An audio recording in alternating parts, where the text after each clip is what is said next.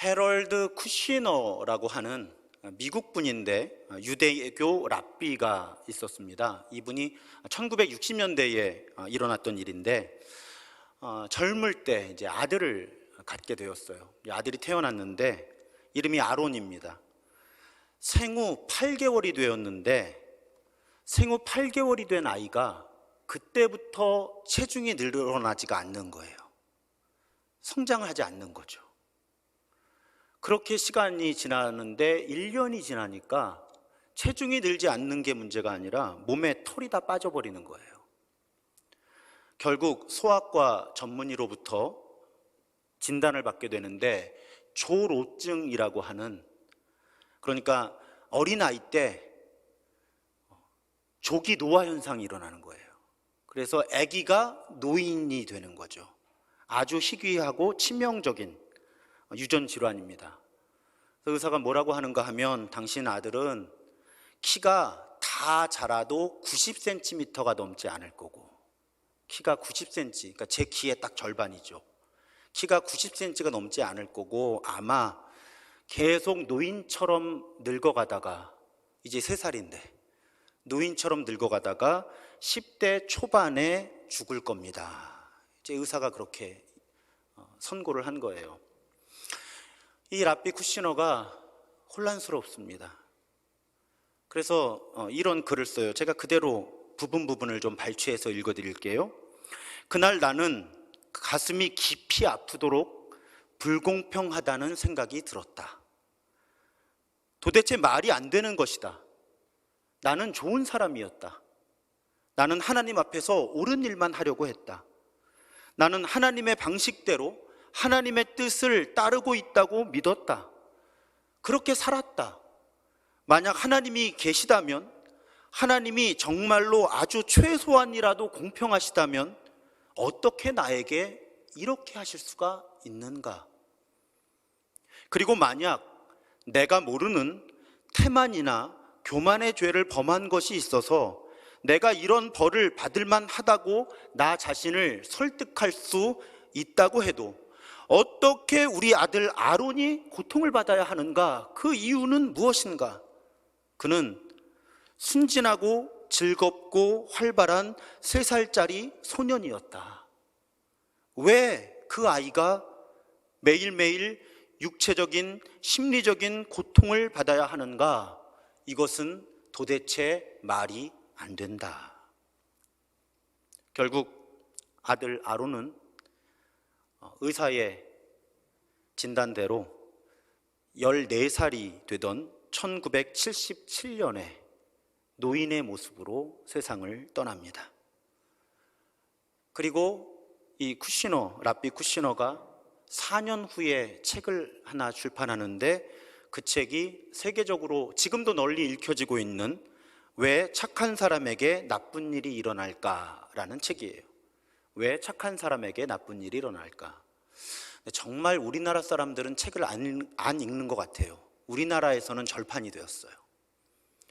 최근에 다시 다른 제목으로 출판이 되었는데 그 책이 제목을 많이 바꿨더라고요. 착한 당신이 운명을 이기는 힘이라는 제목을 다른 번역으로, 같은 책이에요. 제목만 바꿔서 그렇게 책이 번역 출판되기도 했습니다. 이 책에서 이 쿠시너가 유대교 랍비였기 때문에 아주 중요한 이 책을 써나가는데 재료가 된 성경이 바로 욥기예요. 그리고 우리는 이제 욥기의 말씀을 오늘부터 듣기 시작합니다. 여러분, 대략 아이들도 욥의 이야기를 아는 아이들이 많더라고요. 여러분, 욥은 한마디로 완벽한 사람이었습니다. 욥기가 무려 42장이나 되는데요. 그 42장의 첫 장, 첫 절이 욥을 소개하면서 시작하죠. 우스 땅에 욥이라 불리는 사람이 있었는데 그 사람은 온전하고 정직하여 하나님을 경외하며 악에서 떠난 자더라. 자, 8절에서도 하나님께서 사탄에게 욥을 소개하시면서 이렇게 설명하세요. 새 번역이에요. 너는 내 종 욥을 잘 살펴보았느냐? 이 세상에는 그 사람만큼 흠이 없고 정직한 사람, 그렇게 하나님을 경외하며 악을 멀리하는 사람은 없다. 여러분, 한마디로 욥은 그 성품까지를 포함해서 완벽한 영성을 가지고 있던 그런 사람이었어요. 그러면 이 욥의 외적인 삶의 형편은 어떠했는가? 욥기 1장, 오늘 우리가 봉독한 부분 바로 앞부분에 욥을 설명하는, 욥의 형편을 묘사하는 표현의 힌트가 있습니다. 성경을 여러분 읽어보시면 욥에게는 아들 7과 딸 3이 있었어요. 아들 7, 딸 3. 그리고 욥의 재산 목록에 보면 양이 7,000마리, 낙타가 3,000마리예요. 그러면 7, 3, 7,000, 3,000이에요. 그 숫자 자체로도 의미가 있겠지만요, 여러분 아시잖아요. 성경에서 3과 7, 1000, 이건 전부 완벽을 의미하는 숫자거든요. 그러니까 한마디로 성경이 묘사하는 욥은 성품을 포함해서 그 영성만 완벽했던 사람이 아니라 완벽한 가정을 이루고 있었고요, 최고의 부자였다는 거죠. 그래서 본문에 보면 동방에서 으뜸 가는 부자였다, 이렇게 기록이 되어 있잖아요. 이거 부러우면 지는 건데 여러분 안 부러우세요? 저는 부러워요. 그런데 그런 욥이 이제 다음 주 본문부터 갑자기 처절하게 모든 것을 잃어가는 이야기가 욥기죠. 그리고 오늘 우리가 함께 봉독한 본문은 욥이 하나님을 경외한 이유가, 욥이 그렇게 고난을 당하게 된 이유가 무엇인지를 설명해 주는 그 부분이에요. 제가 지금 잠깐 말실수를 했는데 왜 그런지 아시겠죠? 재난 문자가 갑자기 와가지고 이 순간 평정심을 잃고 또 제가 잘못 말씀을 드렸어요. 자, 다시 말씀드리면 욥이 처절하게 모든 것을 잃게 되는데, 그리고 오늘 우리가 함께 읽은 본문은 그 배경을 설명하고 있다. 그 배경은 바로 하나님과 사탄 사이의 대화였다 하는 것이죠. 자, 욥을 하나님이 극찬을 하시니까 사탄은 그 이름 자체가 회방하는 사람이에요. 고소하는 사람이에요. 흠을 잡는 사람이에요. 사람은 아니죠. 그런 존재예요. 그러니까 사탄은 정말 성실하게 자기 일을 하는 거예요. 그래서 하나님께 뭐라고 문제를 제기하죠? 9절부터 11절까지 보면 사탄이 여호와께 대답하여 이르되 욥이 어찌 까닭 없이 하나님을 경외하리이까? 욥이 어찌 까닭 없이 하나님을 경외하리이까? 10절에 보면 주께서 그와 그의 집과 그의 모든 소유물을 울타리로 두르심 때문이 아니니까 주께서 그의 손으로 하는 바를 복되게 하사 그의 소유물이 땅에 넘치게 하셨음이니이다. 이제 주의 손을 펴서 그의 모든 소유물을 치소서. 그리하시면 틀림없이 주를 향하여 욕하지 않겠나이까? 여러분, 사탄이 문제를 제기하는 논리를 이해하실 수 있을 거예요. 그래요. 그러니까 사탄의 대사를 제가 하는 거예요. 그래요, 하나님, 욥이 믿음이 제일 좋아요. 제가 인정해요. 그런데 하나님 혹시 그거 아세요? 욥이 하나님을 경외하는 이유가 있는 거 아세요? 하나님이 욥을 최고의 부자로 만들어 주셨잖아요. 부족한 게 없는 사람으로 만들어 주셨잖아요. 하나님, 그래서 욥이 믿음이 제일 좋은 사람이 된 거예요. 하나님이 다 주셨으니까. 하나님, 제가 한번 욥에게서 빼앗아 볼까요?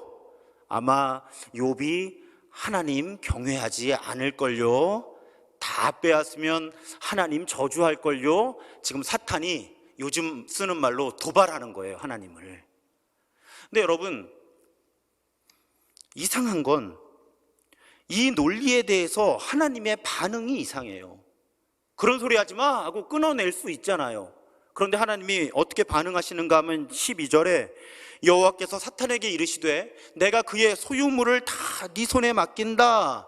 다만 그의 몸에는 손 대지 말아라. 자, 이렇게 조건은 있지만 소유물의 처분 권한을 사탄에게 하나님이 넘겨줍니다. 하나님이 사탄의 시도를 승인해 주시는 거예요. 도대체 왜 이러셨을까?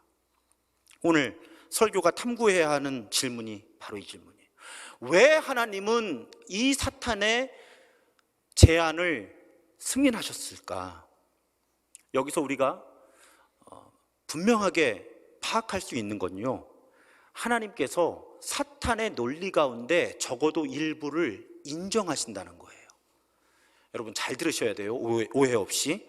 하나님이 욥이 자신이 가진 것을 다 빼앗기면 하나님을 향한 믿음을 포기하게 될 거라는 사탄의 주장에 동의하신 건 절대 아니에요. 그런데 하나님과 사탄 사이에 지금 동의하고 있는 부분이 있어요. 그 동의하고 있는 부분이 무엇인가 하면, 하나님이 부자로 만들어 주셨기 때문에 하나님을 믿는다면 그 믿음은 불완전한 믿음, 성숙하지 못한 믿음이라는 거예요. 그 부분에 대해서는 사탄의 지적에 대해서 하나님도 동의하고 계시다는 거예요. 이해가 되시죠? 욥의 믿음이 훌륭한 건 사실이지만, 만약에 정말로 하나님이 부자로 만들어 주신 것 때문에 하나님을 경외하고 있고, 가진 것을 다 빼앗기면 하나님을 경외하지 않는다면 욥의 믿음은 미성숙한 것이고 불완전한 것이고 하나님을 기쁘시게 하기 어려운 수준의 믿음이다 하는 것은 하나님도 동의하시기 때문에 지금 사탄에게 이렇게 반응하고 계신 것입니다. 이번에 설교 시리즈를 준비하면서 여러 자료들을 참고하고 말씀을 묵상하는데, 제가 참고하는 책 가운데 영국의 크리스토퍼 애쉬라는 분이 쓴 욥기 십자가의 지혜라는 책이 있어요. 이렇게 두꺼워요. 그런데 이분 사실은, 그리고 이분의 이름을 제가 이분의 책에서 인용하기 때문에 이분의 이름을 밝히지만, 많은 신학자들과 종교학자들, 종교사회학자들이 동의하고 있는 부분이 무엇인가 하면, 지금 사탄이 제기하고 하나님이 일부 동의하고 계신 이 논리가 교회가 직면해 있고 노출되어 있는 아주 큰 위험에 관한 것이라는 거예요. 그 위험이 무엇인가 하면, 사이비 복음이 있다, 교회 안에. 그 사이비 복음이 늘 우리의 신앙을 오염시키고 훼손시키고 파괴하려고 든다. 그럼 그 사이비 복음이 무엇이냐? 두 가지 용어를 이 크리스토퍼 애쉬가 사용하는데, 번영복음이라는 용어와 치유복음이라는 용어를 사용해요. 제가 설명을 좀 드리려고 해요. 번영복음을 한마디로 정의하면, 내가 지금 물질적으로 가난한데, 돈이 없는데, 가진 것이 없는데 하나님께 나오면 하나님이 나를 부자로 만들어 주신다 하는 것이 번영복음이에요. 여러분 잘 들으셔야 되는 거예요. 틀린 말이 아니잖아요. 물질의 주권이 하나님께 있어서 하나님이 우리를 부자로 만들어 주실 수 있잖아요. 그런데 우리가 이런 가르침을 번영복음이라고 부를 때는 어떨 때 번영복음이 되는 거냐면, 단지 그 조건이에요. 하나님을 믿는 이유가, 하나님이 나를 부자로 만들어 주실 수 있고 부자로 만들어 주시기 때문에, 단지 그 이유 때문에 하나님을 믿는다면, 그럴 때 우리는 그 메시지를, 그 가르침을 번영복음이라고 부른다는 것이죠. 그런데 여러분, 제가 목회를 크리스천으로 50년을 살았고요. 모태신앙이니까. 목사로 20년 조금 못되게 살았고요. 그리고 세계 여러 선교지들을 방문해 보았는데요, 사람들이 대부분 가난한 사회에서는 이 번영복음이 통해요. 하나님이 부자로 만들어 주신다고 하면 사람들이 반응해요. 그래서 가난한 사회에서는 이 번영복음이 교회로 사람들을 이끌어내는 어떤 도움이 되는 건 분명한 사실이에요.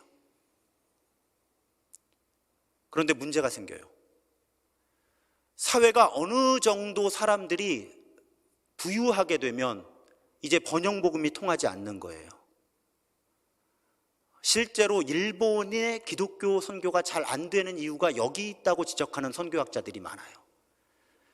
가난한 나라에 가면 무엇인가를 가지고 가서 나누어 주면서 선교할 수 있는데, 우리나라보다 부유한 나라에 가서는 어떻게 선교해야 할지 접점을 찾기가 어렵다는 거죠. 근데 문제는, 그래서 사회가 어느 정도 되면 이 번영복음이 어떻게 모양을 바꾸는가 하면 치유복음이라고 불리는 이 복음의 형태로 메시지를 바꾸게 된다는 거예요. 그럼 이 치유복음을 한마디로 말씀드리면 무엇인가 하면, 자, 이제 내가 어느 정도 가졌어요. 어느 정도 가지고 있는데도, 부유한데도 내게 만족함이 없는 거예요. 뭔가 허전하고 갈급하고 우울한 거예요. 그러면 치유복음이 그 자리를 채우려고 하는 거예요. 네가 하나님께 나아오면 너의 허전함을 하나님이 채워주신다. 네가 하나님께 나오면 지금 우울해하는 네 마음을 하나님이 채워주신다. 그것이 치유복음이에요. 그래서 한마디로 번영복음은 부유하게 만들어줄게, 하나님께 나와와라. 이게 번영복음이라면, 치유복음은 행복하게 만들어줄게, 혹은 평안하게 만들어줄게, 하나님께 나와와라. 이것이 치유복음이다. 근데 여러분, 여기서도 오해하시면 안 되죠. 하나님이 우리에게 만족함을 주시죠. 우리의 영적인 갈급함과 허전함을 채워주시죠. 그런데 어떨 때 우리가 치유복음이라고 부르겠어요? 단지 그 이유 때문에 하나님을 믿을 때. 그래서 교회를 나와도 만족함이 없고 허전하고 우울하면 하나님 필요 없네, 이렇게 될 때 우리가 그런 가르침을 치유복음이라고 부른다는 것입니다. 그래서 여러분, 이렇게 비유하면 어떨까 싶어요. 오늘 어버이 주일인데, 자, 어머니 아버지가 보통 특히 자녀들이 어릴 때는 물질적인 것도 공급해주고 정신적인 것도 공급해주잖아요. 근데 여러분, 가만히 생각해 보세요. 그것이 부모와 자녀 사이에 매우 중요한 관계의 요소이기는 하지만, 여러분, 부모가 자녀를 물질적으로 공급해주지 못해도 부모예요. 그렇잖아요. 반대로 자녀가 부모를 충분히 부양할 수 없어도 자녀잖아요. 근데 번영복음과 치유복음은 단지 그 관계로 만드는 거예요. 우리 신앙의 이유를. 그래서 많은 학자들이 그것을 사이비복음, 매우 우리를 혼란스럽게 하거든요. 그런데 그런 복음은 사이비복음이고, 지금 바로 오늘 우리가 읽고 있는 이 욥기의 본문에서 사탄이 그 부분을 파고들고 있다는 거예요. 그 부분을 파고들고 있다는 것입니다. 그래서 크리스토퍼 애쉬가 책에 이런 글을 썼어요. 욥기는 번영을 쫓는 사이비복음, 이게 번영복음이죠. 또 좋은 느낌을 쫓는 사이비복음, 이것이 치유복음이라고 오늘 이름 붙인 거예요. 이 사이비복음들을 이 욥기가 깊이 거룩한 방식으로 파헤치고 있다는 것입니다. 여러분, 욥의 시대나 오늘날에나 우리는, 사람들은 하나님이 나를 물질의 축복을 해주시거나 아니면 정신적인 축복을 해주시기 때문에 신앙을 갖는 것이지, 그런 것이 없으면 내가 굳이 하나님을 믿을 필요가 없다고 생각하기 쉬운 믿음과 삶을 살아가고 있다는 거예요. 글쎄요, 여기 집사님, 권사님, 장로님들 전혀 이런 생각 해보신 적이 없나요? 저는 있는데 지금 사탄이 그 문제를 파고든다는 거예요. 하나님 앞에서. 하나님, 욥이 믿음 좋은 거 저 인정해요. 사탄의 대사예요. 욥이 믿음 좋은 거 제가 인정하는데요, 그거 아세요? 하나님이 해주는 게 많으니까 그만큼 욥이 하나님을 믿는 거고요. 하나님 그거 아세요? 욥이 하나님이 칭찬하실 만큼 저렇게 믿음이 좋은 욥도 그렇고요. 하나님, 욥이 그렇다면 이 세상의 모든 사람들 다 마찬가지인 거예요. 하나님 착각하지 마세요. 저 인간들이 하나님이 좋아서 지금 하나님을 경외하고 하나님이 좋아서 하나님을 사랑하는 줄 아세요? 지들 부자 되고 싶으니까 하나님 찾는 거고요. 지들 답답하고 힘든 거 있으니까 하나님 찾는 거죠. 사탄이 지금 그 논리로 파고들고 있는 거예요. 제 연기력이 좀 과하다면 죄송합니다. 이해되시죠? 여러분, 성경을 자꾸 상상하면서 이 대화의 바탕이 되는 어떤 갈등과 논리가 무엇인지를 묵상해 보면 이렇게 발견되는 것들이 있어요. 바로 이 지점 때문에 하나님이 사탄이 욥을 시험하는 걸 허락하신 거예요. 왜 그런가 하면, 자, 하나님은 중심을 보세요. 그러니까 하나님은 아세요. 욥이 그것 때문에 하나님을 경외하는 것이 아니라는 걸 하나님은 아세요. 그런데 하나님은 지금 증명을 해 보이실 필요가 생기신 거예요. 왜요?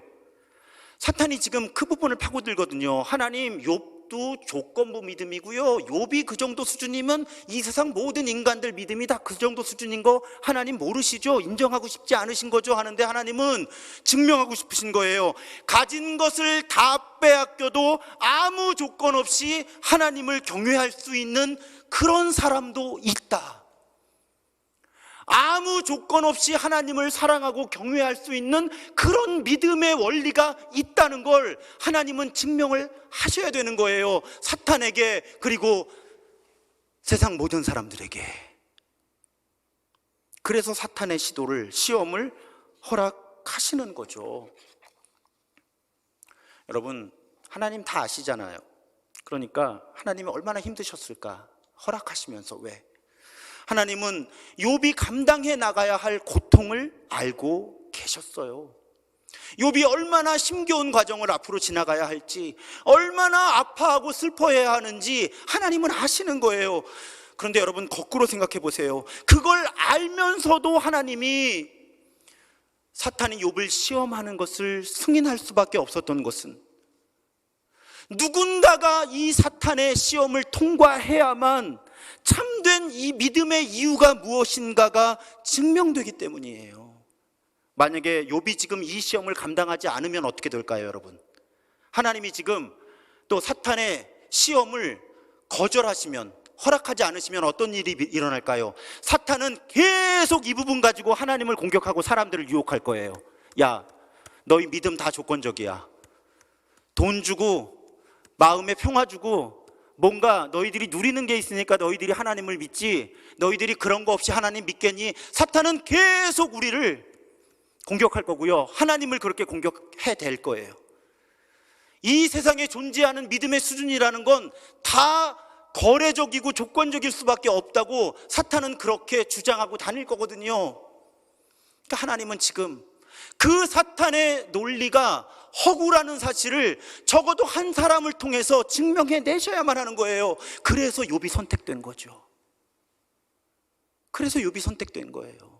그러니까 여러분, 우리의 고난을 욥과 너무 일치시킬 수는 없어요. 왜냐하면 지금 욥은 사실은 특별한 상황 속에서 사명 때문에 이 시련, 이 고난을 감당해야만 했던 거죠.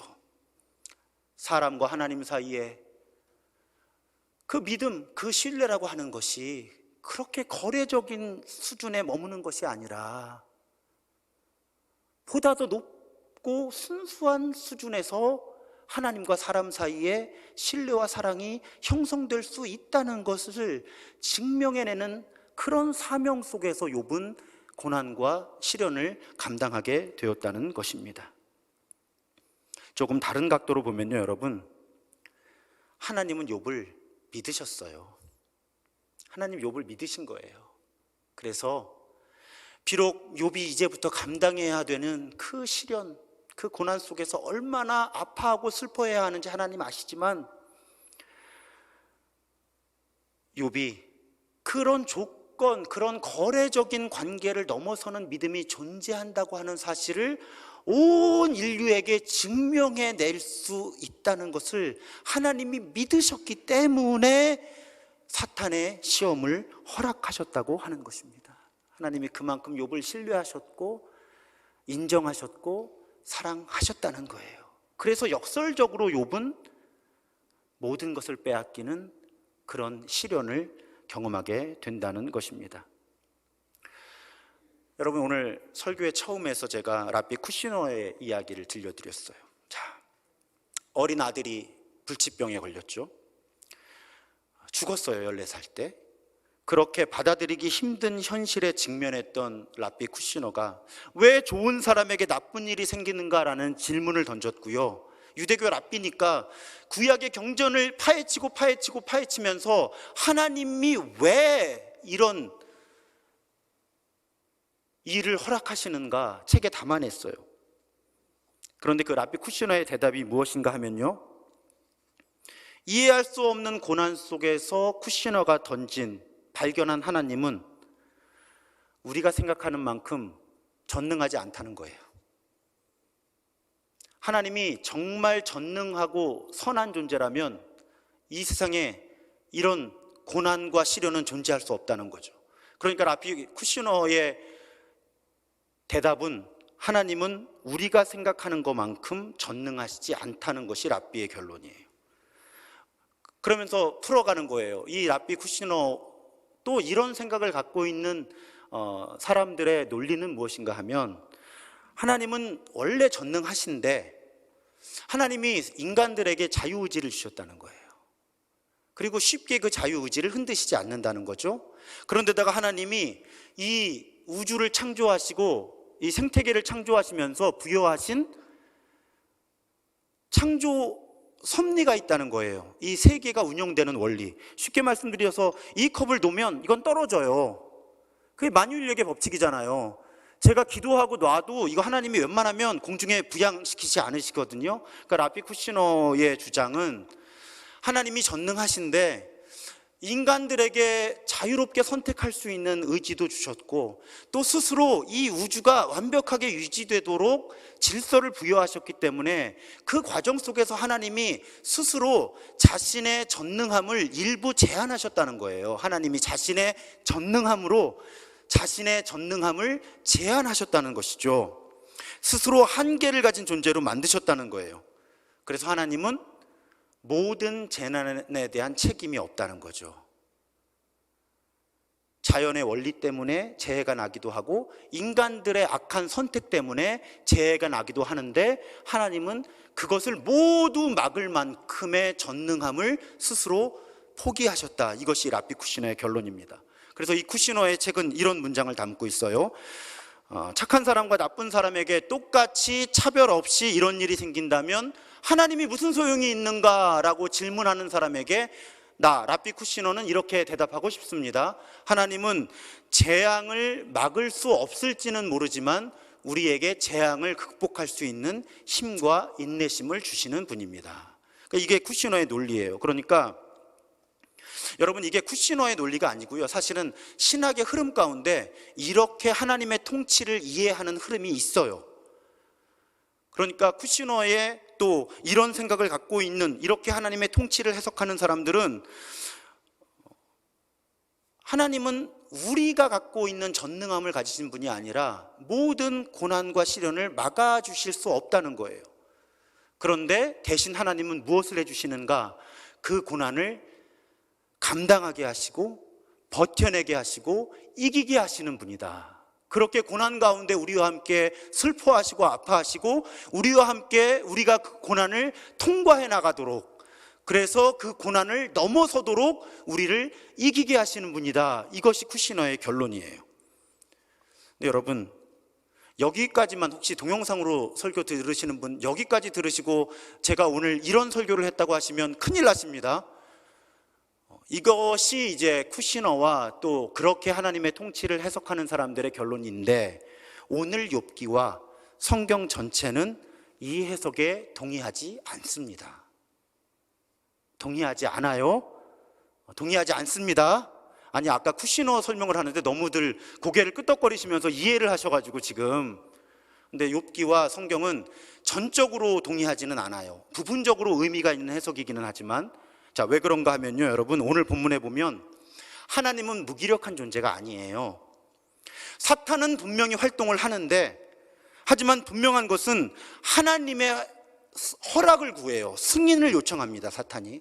그리고 하나님이 정해주신 범위 안에서만 사탄이 움직여요.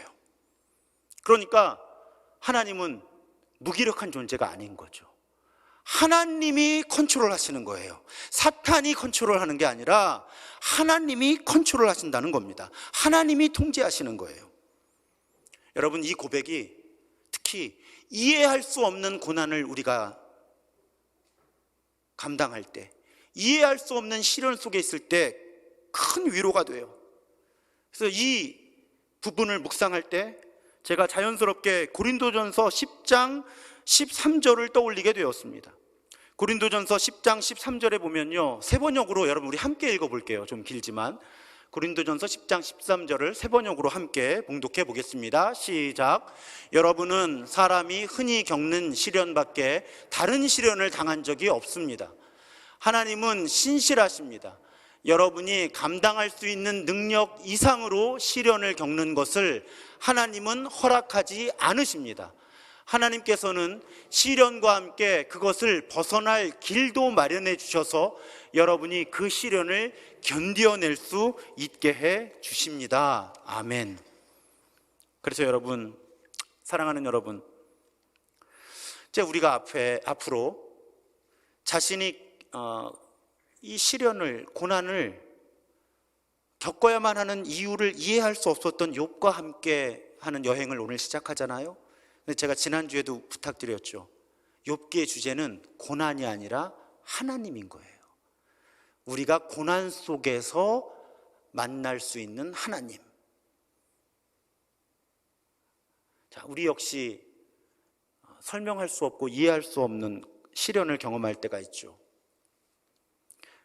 오늘 말씀을 듣는 분들 가운데도 아마 지금이 그렇게 이해할 수 없는 고난과 시련의 시기인 분들이 많이 계실 거예요. 그런데 오늘 욥기의 첫 설교를 시작하면서 우리 욥기를 읽어나가는, 욥기의 말씀을 듣는 이 여정 내내 붙들어야 하는 우리의 고백이 여기가 있는 거예요.